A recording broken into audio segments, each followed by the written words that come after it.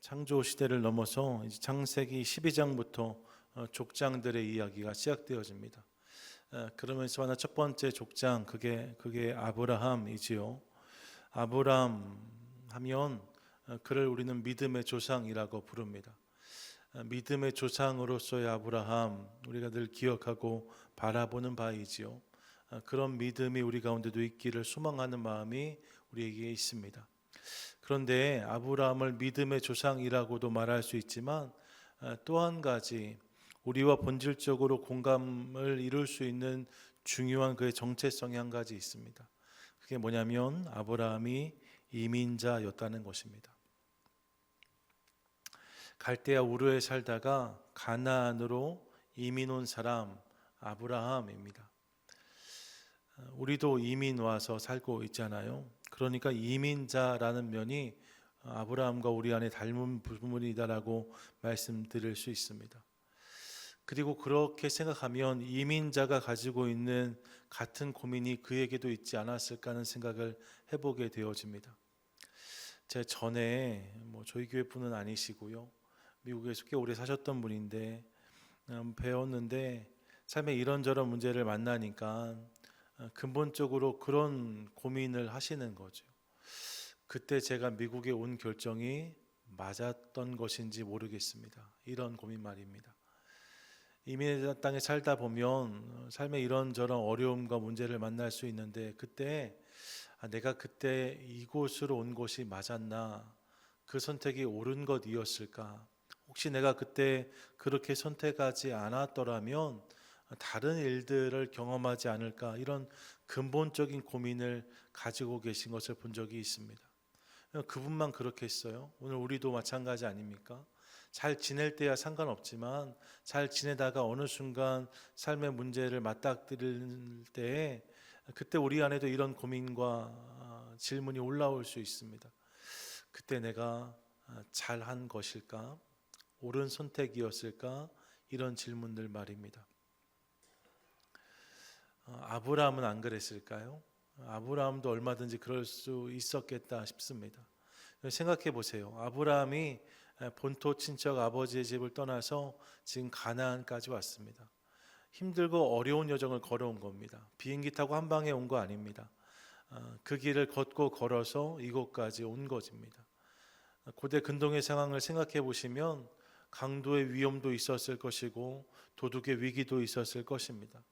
여러 가지 상황과 어려움들 가운데 그가 걷고 또 걸어서 지금 가나안까지 온 거지요. 창세기 12장 9절인가요? 기억해 보시면 아니요. 9절이 아니네요. 5절, 4절, 5절 기억해 보시면 아브라함이 가나안으로 가려고 떠나 마침내 가나안에 도착했다라고 말씀하거든요. 어제 새벽에 나왔던 본문인데 이 본문을 보시면 아브라함이 가나안으로 떠나서 그곳에 도착했다라고 그냥 말할 수도 있고 아니면 아브라함이 떠나서 드디어 가나안에 도착했다라고 말할 수도 있는데 본문은 굳이 가나안으로 가려고 떠나서 가나안에 마침내 도착했다라고 중복하여서 거듭 가나안을 언급하고 있습니다. 왜 그럴까? 이유가 분명히 있죠. 가나안으로 가려고 출발한 사람은 많이 있는데 가나안에 도착한 사람은 많지 않기 때문이 아닐까 생각해 봅니다. 처음 시작할 때 목적지가 분명히 있는데 그렇게 출발했다가 그 목적지에 도착하지 못했던 사람들이 얼마든지 있을 수 있는 거예요. 가나안으로 가려고 떠나서 하란에 머물렀던 데라도 있을 수 있고 혹자는 가나안을 가려고 출발했지만 다시 갈대아 우르로 돌아갔을지도 모릅니다. 그런데 아브라함은 가나안까지 당도하게 되었다는 거죠. 소망을 가지고 그 땅까지 왔습니다. 그리고 아브라함에게 큰 감격과 기쁨이 있었어요. 하나님께서 나를 여기까지 인도하셨다는 기쁜 말입니다. 그래서 본문 9절 그 앞부분 보시면 아브라함이 그 땅에 당도했을 때 가장 먼저 예배하는 모습을 우리 가운데 보여주고 있습니다. 제단을 쌓고 예배하죠. 하나님을 고백하고 인정하는 모습을 거듭 보여주고 있는 것을 우리 본문 앞부분에서 확인할 수 있습니다. 그런 은혜가 아브라함에게 있었다는 거예요. 하나님의 부르심을 받고 본인이 살던 땅을 과감히 포기하고 이민 와서 이제 가나안 땅에 정착하기 시작한 거죠. 믿음으로 한 결정입니다. 하나님을 따라왔습니다. 그러니까 이제 그 땅에서 하나님 하실 일들이 기대됐을 거예요. 여러분, 하나님의 말씀을 따라서 여기까지 왔으니까 왜 그런 설렘과 기대가 그에게 없었겠습니까? 이제 아브라함이 씨를 뿌리면 곡식이 풍성히 열리고 가축을 키우며 새끼를 많이 낳게 되고, 그래서 점점 더 잘 되는 인생을 기대하지 않았을까? 자녀가 많아지고 땅이 넓어지고 그런 은혜를 기대하지 않았을까 상상해 봅니다. 그런데 아브라함의 이야기가 그렇게 흘러갔는가? 실은 그렇게 흘러가지 않았다는 데 문제가 있는 거죠. 본문 10절을 보시면 이렇게 말씀해요. 그 땅에 기근이 들었으므로. 여러분, 그 땅이 어떤 땅입니까? 하나님이 아브라함을 이끌어 오셔서 머물게 하신 땅입니다. 하나님이 약속하신 땅입니다. 주님께서 그에게 허락하신 땅입니다. 이게 그 땅의 정체예요. 마땅히 은혜와 축복이 흘러야 되는 땅인 것처럼 느껴집니다. 그런데 본문이 뭐라고 말씀해요? 그 땅에 기근이 들었으므로 라고 말합니다. 그 땅에 기근이 찾아왔다는 거예요. 10절 하반절 보시면 이는 그 땅에 기근이 심하였음이라 라고 다시 고백합니다. 거듭해서 기근이라고 말하죠. 그 땅에 기근이 있었는데 그 기근이 심한 것이었다라고 다시 한번 부연하고 있습니다. 여러분, 그 땅에서 아브라함이 감당하기 어려운 기근을 만났다는 거예요. 상상해 보십시오. 그 땅에서 오랫동안 살았던 사람들은 그래도 그 기근을 버틸 수 있었을지 모릅니다. 아는 사람도 있고요, 비빌 언덕도 있으니까요. 오늘 좀 뭐가 떨어지면 옆집에 가서 미안한데 친구, 우리 집에 오늘 먹을 게 다 떨어졌지, 뭔가 좀 도와주게. 그러면 서로 돕고 또 격려할 수 있잖아요. 그런 삶의 저변이 다 마련된 사람들이 그 땅에 살고 있었어요. 근데 아브라함은 이민자 아닙니까? 어디 한 군데 가서 문을 두드리려고 해도 두드릴 데가 없습니다. 의지하고 싶지만 의지할 사람이 없습니다. 어디로 가야 될지, 무엇을 해야 될지 알지 못하는 것이 아브라함의 상황이었을 거예요. 이 기근은 아브라함에게 누구보다 가혹했을 거다, 우리가 생각해 볼 수 있는 거죠. 그런 기근을 아브라함이 만났다 합니다. 그 땅에서 만난 기근, 이게 참 아픕니다. 그래서 아브라함이 어떻게 했는가? 10절 중반절 보니까 아브라함이 애굽에 거류하려고 그리로 내려갔다라고 말합니다. 그 땅에 도저히 버틸 수 없게 되어서 애굽으로 내려갔다라고 말씀하는 거죠. 어쩔 수 없는 결정이었겠다 싶습니다. 그런데 애굽으로 내려가면서 문제가 해결되었는가? 그렇지 않아요. 11절 이하에 보시면 또 다른 일들이 찾아오죠. 애굽으로 가는데 애굽에 거의 이르게 되었을 때에 아브라함의 마음 가운데 또 다른 두려움이 올라오기 시작합니다. 그 두려움이 무엇인가? 자기가 보기에 자기의 아내가 너무 아름다워 보이는 거예요. 그래서 이 아름다운 아내 때문에 내가 화를 입지 않을까, 이런 생각을 하게 되었다는 거죠. 다 그런 대우를 받으며 살아가시잖아요. 예. 너무 아름다워 보여서 다른 남자들이 이 여인 때문에 나를 해하고 그녀를 취하지 않을까, 이런 두려움이 생긴 거죠. 그래서 아브라함이 뭐라고 말합니까? 사라에게 내 누이가 되어달라고 말합니다. 누가 물어보면 내 동생, 여동생이다 이렇게 말할 테니까 그렇게 당신을 소개해달라고 말했다는 거예요. 이게 얼마나 실은 황당한 일입니까? 어제가 발렌타인데이였잖아요. 엊그저께 저희 딸아이가 저한테 오더니 아빠 내일 발렌타인데이인데 그럴 때는 엄마한테 이렇게 말하는 거라는 거예요. Would you be my Valentine? 이렇게 말해 주라는 거예요. 그래 엄마가 좋아할 거라고. 말 좀 못했거든요. 근데 여러분 보세요. Would you be my Valentine이라고 안 하는 게 아니라 Would you be my sister? 이렇게 아내에게 말한다고 생각해 보세요. 나의 발렌타인이 되어줄래가 아니라 내 자매가, 내 형제가, 내 여동생, 내 누이가 되어줄래? 라고 아내한테 말하면 여러분, 아내 입장에서 이게 얼마나 황당한 일이겠어요. 아브람과 사레 사이에 그런 정막이, 어색함이 흐르지 않았을까 또 상상해 봅니다. 얼마나 아브람이 두려웠을까 우리 느낄 수 있는 부분이죠. 그렇게 약속하고 애굽에 들어갔는데 우려했던 일이 실제로 벌어집니다. 그 땅의 사람들이 사레가 아름답다라고 말해요. 너무나 예쁘다라고 말합니다. 그리고 이 소문이 나서 바로의 궁에 있던 사람들이 그녀를 칭찬하면서 그녀를 바로의 궁으로 데려갔다라고 말하고 있습니다. 데려가면서 바로가 아브라함에게 이런저런 선물을 주지요. 16절 보시면 바로가 그로 말미암아 아브라함을 후대함으로 양, 소, 노비, 암수, 나귀, 낙타를 주었다라고 말합니다.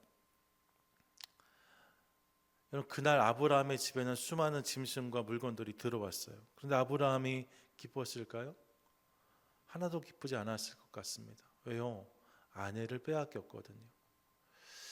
그날 그렇게 아내의 데려감을 당한 아브라함이 무슨 생각을 했을까? 갈대아 우르에서 떠나서 가나안까지 왔어요. 근데 그 땅에서 기근을 만납니다. 기근 때문에 어려워서 애굽으로 내려왔어요. 근데 애굽에서 아내를 빼앗겼습니다.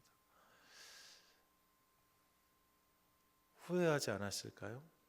그때 내 선택이 옳은 것이었을까? 내가 이민을 잘 온 것인가? 내 선택은 맞는 건가? 내가 하나님의 음성을 듣긴 한 건가? 이런 생각들 말입니다. 얼마든지 그런 생각 할 수 있지 않을까 싶습니다. 근데 그날 밤에 하나님이 아브라함을 위해서 바로를 찾아가십니다. 그리고 17절 이하의 본문을 보시면 하나님이 바로의 집에 큰 재앙을 내리셨다라고 말해요. 그날 벌어진 일이니까 아마 우리가 본문의 내용을 정확하게 추측할 수 없지만 바로와 그의 온 가정이 느낄 만한 큰 어려움이 그 집에 임했던 것 같습니다. 그리고 나서 다음 날 18절 보니까 바로가 아브람을 부르지요. 그리고 말합니다. 내가 어찌하여 나에게 이렇게 행하였느냐. 그녀가 너의 누이가 아니라 아내가 아니냐. 왜 나에게 거짓말하였느냐. 그것 때문에 큰 화를 당할 뻔하지 아니하였느냐라고 말하면서 이제 아브라함의 아내를 돌려주고 모든 재물을 그에게 보내주면서 돌아가라 말하고 있는 바로의 모습을 확인하는 거죠. 거기까지가 오늘 본문의 내용입니다. 그래서 아브라함이 이제 가나안으로 돌아오게 되는 거예요. 이 본문의 이야기인데 본문을 통해서 우리가 몇 가지 확인할 수 있는 메시지들이 있습니다. 먼저 첫 번째로 여러분, 저는 본문을 통해서 하나님이 약속하신 땅에서도 우리가 기근을 만날 수 있다는 사실을 확인합니다. 여러분, 가나안 땅이 그냥 아브라함이 소문 듣고 찾아온 땅이 아니잖아요. 뭔가 풍문을 듣고 찾아온 땅이 아니잖아요. 그 땅에 가면 잘 살 수 있다, 그런 이야기를 듣고 온 땅이 아니지 않습니까? 하나님께서 인도하여서 거기까지 왔어요. 그런데 그 땅에서 기근을 만났다 말하지 않습니까? 예, 여러분, 하나님이 인도하신 땅에서도 기근을 만날 수 있습니다. 성도의 삶에도 기근이 임할 수 있습니다. 이 사실을 확인해요. 전 그 반대면 너무 좋겠어요. 믿지 않는 자의 삶에는 날마다 기근이 임하고 믿는 자의 삶에는 항상 풍년만 있으면 얼마나 좋을까 싶습니다. 제가 늘 드리는 말씀이잖아요. 그렇게만 되면 여러분, 교회 부흥 고민할 필요가 없어요. 아마 이 앞에서 매일 번호표 나눠줘야 될 겁니다. 교회 당마다, 이 지역에 있는 모든 교회마다 인산 이내의 사람들이 몰려 들어올 것입니다. 교회 갔더니 복을 받았다. 교회 갔더니 일이 잘 됐다. 교회 갔더니 모든 게 다 잘 풀린다. 교회 안 다니는 사람들은 하나도 그렇지가 않은데, 그럼 여러분, 누가 교회 나오지 않을 사람이 있겠습니까? 그런데 현실은 그렇지 않을 수 있다는 거예요. 성도의 삶에도, 믿는 자의 삶에도, 심지어 교회에도 기근이 찾아올 수 있다는 사실을 확인합니다. 아브라함이 기근을 만났다 하잖아요. 그 땅에서 이 사실을 깨닫게 되어지는 거죠. 더불어 또 한 가지 우리가 깨닫게 된 중요한 사실이 있습니다. 그것은 그 기근이 때로는 우리로 하여금 하나님을 의심케 한다는 것을 깨닫습니다. 여러분, 아브라함이잖아요. 믿음의 조상 아닙니까? 그가 얼마나 큰 믿음의 사람이었냐면 하나님께서 본토 친척 아버지의 집을 떠나 내가 너를 인도할 땅으로 가면 그곳에서 내가 너를 창대하게 하리라, 복이 될 것이다 라는 이 말씀을 붙잡고 아브라함은 그 모든 것을 버려두고 따라갔다라고 본문이 말씀합니다. 성경을 잘 보세요. 아브라함이 쫓아갔던 것은 보이는 땅이 아닙니다. 알려진 길이 아닙니다. 보여줄 땅으로 가라라고 말씀하시잖아요. 아직 보지 못했어요. 길도 알지 못했습니다. 하지만 하나님이 주신 약속과 말씀, 그것을 붙잡고 여기까지 온 거예요. 여러분, 우리 중에 누군가가 한국에 살다가 미국에 오셨는데 미국이 어디 있는지도 모르고 미국이 어떤 땅인지도 모르고 정말 아무것도 모르는데 어떻게 살아야 될지, 어떤 말을 쓰는지, 문화가 뭔지 아무것도 모르는데 말입니다. 한국에서 기도하시다가 하나님께서 내가 너에게 보여줄 땅으로 가라, 이 음성을 듣고 그 음성을 따라서 쫓아왔더니 결국 그 땅이 여기더라 라고 말씀 누군가 하신다면, 여러분, 우리가 그를 보면서 야, 믿음 대단하네 이렇게 말하지 않으시겠습니까? 아무것도 모르고 온 거잖아요. 오직 믿음으로 온 거란 말입니다. 아브라함에게 분명히 그런 믿음이 있었어요. 그런데 여러분, 오늘 본문을 보세요.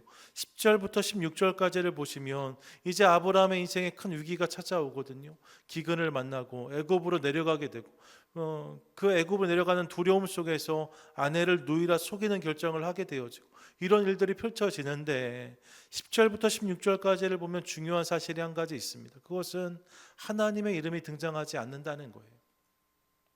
하나님 때문에 그 땅에 왔고 하나님 때문에 거기까지 왔는데, 근데 여러분 10절부터 16절까지의 본문을 보면 아브라함의 인생에 하나님이란 단어는 등장하지 않습니다. 아브라함이 하나님을 의지했다, 아브라함이 하나님께 물었다, 아브라함이 하나님께 기도했다, 이런 내용이 하나도 등장하지 않아요. 믿음의 조상 아닙니까? 그런데 여러분, 그런 아브라함의 삶 가운데 하나님이 언급되지 않는다, 이상한 일입니다. 왜 그럴까요? 저는 이것이 아브라함이 시험 들었기 때문이 아닐까 하는 생각을 해봅니다. 얼마든지 그럴 수 있잖아요. 가나안까지 왔는데 그곳에서 심한 기근을 만나고, 그런데 하나님이 아무것도 하지 않는 것처럼 느껴지는 거예요. 그분이 나를 위해서 아무것도 하시지 않는 것처럼 느껴지는 거예요. 그분이 나를 외면하신 것처럼, 그분이 내 인생에 부재하신 것처럼 느껴지는 거죠. 그래서 아브라함이 실족한 게 아닌가 싶습니다. 하나님, 저한테 왜 이렇게 하세요? 이런 마음이 얼마든지 있을 수 있는 거죠. 근본적인 의심이 찾아왔을지도 몰라요. 내가 정말로 하나님의 음성을 듣기는 들은 것일까? 그래서 그의 삶 가운데 하나님의 흔적이 발견되지 않는 거죠. 애굽에 들어가면 두려웠을 때 얼마든지 기도할 수 있지 않았을까 싶습니다. 하지만 아브라함은 기도하지 않아요. 그냥 아내에게 내 누이라고 속여달라고 말하지요. 무엇입니까? 아브라함의 믿음이 약해진 것을 확인합니다. 인생에 찾아온 위기가, 인생에 찾아온 기근이 그의 믿음을 작게 만들었다는 거예요. 여러분, 그럴 수 있습니다. 우리 삶에도 그런 문제, 그런 어려움이 찾아오면 우리의 믿음이 작아질 수 있어요. 동방의 의인이라 평가받았던 욥의 모습을 기억해 보십시오. 그의 삶 가운데 어마어마한 고난들이 찾아와요. 그때 여러분, 욥이 어떻게 반응합니까? 그때도 하나님을 높이고 찬양했다, 본문은 그렇게 말하지 않습니다. 하나님께 원망하잖아요. 하나님께 불평을 쏟아내잖아요. 하나님 어떻게 라고 외치지 않습니까? 그런 자를 우리가 어찌 믿음이 적다라고 책망할 수 있겠어요? 그럴 수 없는 거죠. 삶에 그런 문제, 어려움을 만나면 얼마든지 그런 약함이 경험될 수 있습니다. 인생에 찾아온 기근이 하나님의 부재처럼 느껴질 수 있다는 거예요. 그 사실을 확인합니다. 그런데 그런 일들이 분명히 있는데 말입니다. 본문 속에서 우리가 잊지 말아야 될 중요한 사실이 그 뒤에 있습니다. 그것이 무엇인가? 믿는 자의 인생에도 기근이 찾아올 수 있고 그 기근이 우리를 때론 믿음이 작게 만들 수도 있지만, 여러분, 잊지 말아야 될 것은 그럼에도 불구하고 하나님이 그 인생을 위해서 일하신다는 것입니다. 믿으십니까? 아멘. 17절 보세요. 16절까지 아브라함의 그런 이야기가 이어져 왔는데 17절을 보시면 갑자기 새로운 주어가 등장합니다.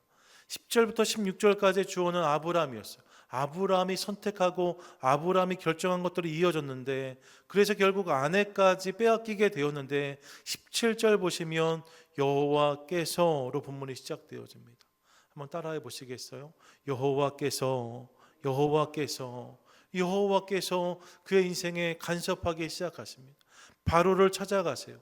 그의 가정을 흔드십니다. 그리고 바로에게 그가 취한 사례가 아브라함의 누이가 아니라 아내인 것을 알게 하십니다. 이 일을 통해서 이 모든 일들이 다시 원점으로 돌아가도록 아내 사례가 아브라함에게 돌아오고 아브라함이 다시 회복을 꿈꿀 수 있도록 하나님 모든 상황들을 만들어 내시는 거죠. 무엇을 알 수 있습니까? 아브라함이 하나님의 부재라 느꼈던 그 상황들, 하지만 그 속에서도 하나님은 저들과 함께 하셨음을 알 수 있습니다. 주님이 모든 것을 보시고 듣고 계셨다는 거예요. 그리고 결정적인 순간에 나타나셔서 그의 인생에 간섭하시고 개입하신 거죠. 그러므로 그가 당한 문제 어려움들을 풀어주시는 하나님의 은혜를 깨닫습니다. 여러분, 이런 상상해봐요. 아브라함이 밤새 한잠도 자지 못했을 것입니다. 아내를 빼앗기고 잠들 수 있는 남편이 어디 있겠어요? 그러시죠? 그럴 수 있는 남편이 어디 있겠습니까? 근데 아침 일찍 바로의 사신들이 사례를 데리고 아브라함의 집 문을 두드립니다. 어떻게 된 일인가? 사례가 집으로 뛰어들어와요. 그리고 그의 신하들이 바로에게 아브라함을 데려갑니다. 바로가 이야기하는 거죠. 내가 왜 나에게 속였느냐? 부모는 그렇게만 말하지만 여러분, 이것만 있었을까? 저는 그렇지 않았을 수 있다고 생각합니다. 아브라함이 그 이야기를 이어가는 거예요. 간밤에 하나님께서 나를 찾아오셨다. 그리고 나에게 말씀하시더라. 그녀는 너의 아내라고. 너는 하나님의 사람이라고. 조금도 너에게 해를 가하지 말라고. 내가 그를 지키고 있노라고. 그를 보내주라고 나에게 하나님이 말씀하시더구나. 그런 일들이 이어지지 않았을까요? 그렇지 않고서야 바로가 자신을 속인 아브라함을 놓아줄 이유가 없잖아요.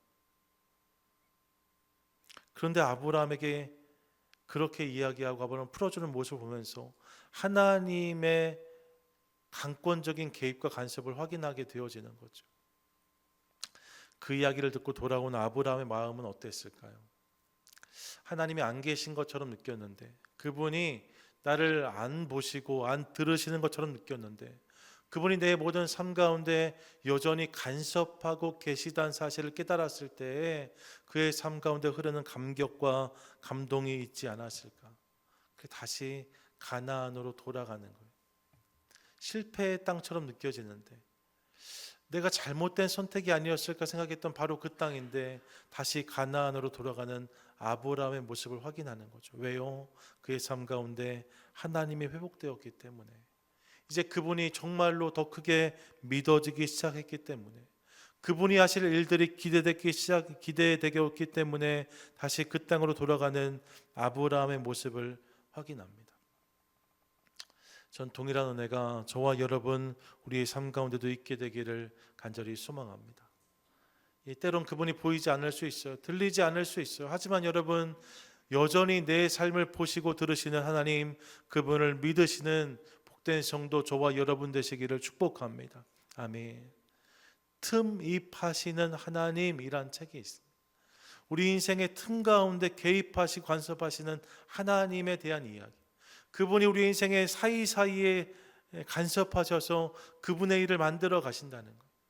때론 그분이 느껴지지 않는 것처럼 느껴지는 순간들이 있을 수 있습니다. 하지만 그분이 내 인생에 틈입하셔서 내 삶의 순간순간에 간섭하셔서 우리 삶을 그렇게 빚어가시는 하나님이시라는 거죠. 그분이 오늘도 저와 여러분 우리를 위해서 일하고 계십니다. 그러므로 그분을 믿음으로 사랑하는 여러분, 다시 가나안으로 돌아가 그분의 이야기를 살아가는 저와 여러분 우리 모두가 되시기를 축복합니다. 여러분, 여러분의 삶의 자리는 어디신지 모르겠어요. 어쩌면 10절에서 만나는 그 땅에서 기근을 만나니라, 오늘 내 삶의 스테이지가 거기일 수도 있습니다. 11절부터 16절까지에서 만나는 아내를 누이라 속여야 될 만큼 위태로운 상황, 이것이 내 삶의 스테이지가 될지도 모릅니다. 그런 자리에 서 계신 분들이 있을 수 있어요. 하나님이 느껴지지 않고 들려지지 않고 보이지 않는 자리에 서 있는 분 계실 수 있습니다. 하지만 여러분 기억하세요. 어느 순간 내 삶 가운데 17절의 자리가 열리게 될 줄로 믿습니다. 여호와께서로 시작되는 말입니다. 그분이 나를 위해 사시는 일들을 보게 되고 듣게 되는 일들이 우리 삶 가운데 찾아오게 될 줄로 믿습니다. 그때 우리는 그분을 발견하게 될 거예요. 그때 우리는 그분을 깨닫게 될 거예요. 그리고 그곳에서 예배하고 찬양하는 우리 모두가 되게 될 줄로 믿습니다. 바라기는 아브라함의 삶 가운데 그렇게 일하셨던 하나님을 기억하며 하나님 같은 은혜를 우리 삶 가운데도 구합니다. 은혜를 부어 주셔서 날마다 그 주님을 경험하고 누리는 복된 인생을 살게 하시고, 때론 보이지 않고 들리지 않지만 여전히 나를 위해 일하시는 주님, 그분을 신뢰함으로 여호와께서로 시작되어지는 놀라운 은혜가 우리 삶 가운데 경험되게 해 주시옵소서. 날마다 기도하며 나아가는 저와 여러분 우리 모두가 되시기를 축복합니다. 아멘. 설교를 시작할 때 어느 이민자의 이야기를 말씀을 드렸죠. 목사님 잘한 결정인지 모르겠습니다. 그때 제가 이 땅에 온 것 말입니다. 그분과 이야기하면서 그런 이야기 했어요. 하나님이 분명히 뜻이 있으실 거다. 지금 이런 어려움 저런 어려움이 있지만 하나님 분명한 계획이 있으실 거다. 그런 이야기 드리고 헤어졌습니다. 얼마가 지났을까 그분과 다시 만났어요. 그분이 저에게 그런 이야기 하셨습니다. 여전히 삶은 어렵고 여전히 삶은 공고하지만 하나님이 나를 왜 이 땅에 오게 하셨을까 곰곰이 생각해 보았다는 거예요. 근데 곰곰이 생각해 보니까 이 땅에 와서 받은 은혜가 하나 있다는 것을 깨달았다 말씀하셨어요. 그게 뭐냐?